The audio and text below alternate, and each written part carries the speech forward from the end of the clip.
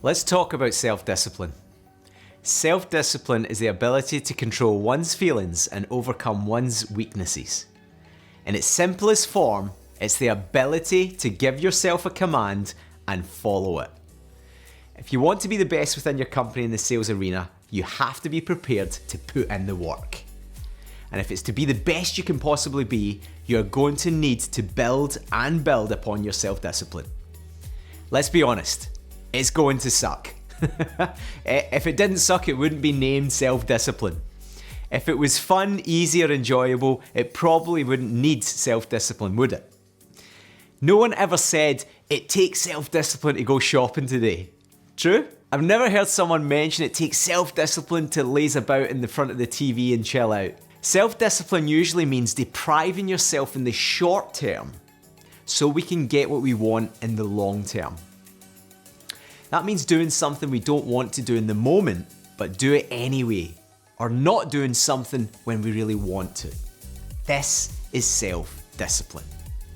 In the context of selling, self-discipline can be studying the art of selling for the chosen amount of time each day, watching videos or paying for training or mentorship, practicing objections until you can say them naturally without thinking, staying later or starting earlier to put in more work than the average Joe. It could be the self-discipline of saying no to more enjoyable things rather than putting in more work at your desk. Now the good news. Since this is hard, and believe me it is, the majority of the world won't do it. If this wasn't the case, there would be millions upon millions of successful people all around us. A great mentor of mine, Peter Voog, talks about making your decisions through your standards and goals, not your emotions and feelings in the moment. Now let me give you an easy example of this. You decide one day that I'm going to get fit. I'm going to buy a new pair of running shoes, and come Monday after work, I'm going to go out that jog. Monday after work comes, and you've had a tough day. You get home, you're feeling tired. And you tell yourself that, oh, I'm drained.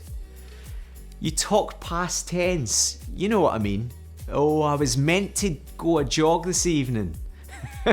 You're battling with it in your head, and then it starts to rain. I'll start tomorrow. It's not the weather for jogging.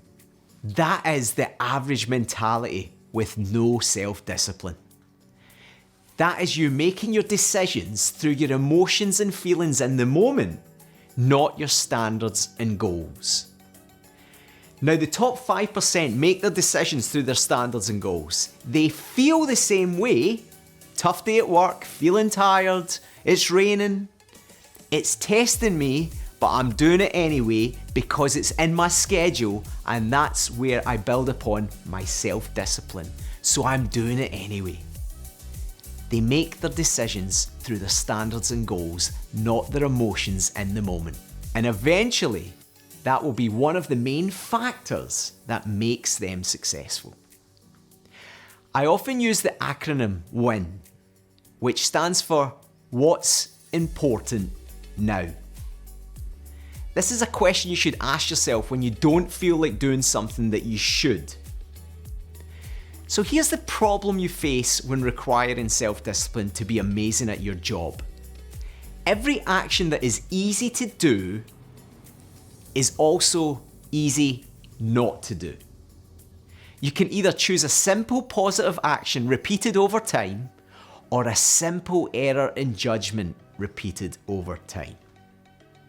Having the self-discipline to know that to achieve greatness takes time. Most people nowadays want things in an instant. Like farming, you have to plant, cultivate over time, and finally you harvest. In today's world, everyone wants to go from plant to harvest. Self-discipline is a habit, a quality. It's a way of life, a way of living. Now, champions all have it, and most successful people in business have it too. They are highly disciplined in the important work that they have to do. The unsuccessful are undisciplined and make their choices through emotions and feelings in the moment.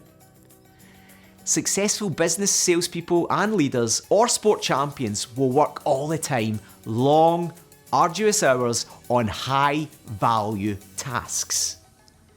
The unsuccessful will waste a large proportion of their time each day on low-level activities.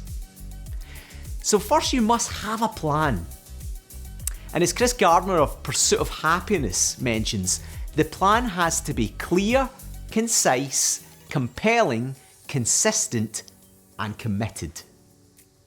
The committed part is where your self-discipline comes in. What is your plan to be the best in your line of work? Make the decision what you want to achieve, put a plan together, then start executing the actions one by one, building your self-discipline as you go through them. Make your decisions through your standards and goals, not your emotions and feelings in the moment. And each time you do, you're earning points and building upon your self-discipline. It is also going to take time. You plant, you cultivate over time, and then harvest. Be super intentional. Make a decision on what you want to achieve and put a plan together. Remember, your plan should be clear, concise, compelling, consistent, and committed. And finally, remember this: the bigger the self-discipline over time, the bigger the success in the future. Dig deeper. You have more within you. When you don't want to do it, that's when you do it most. You've got this.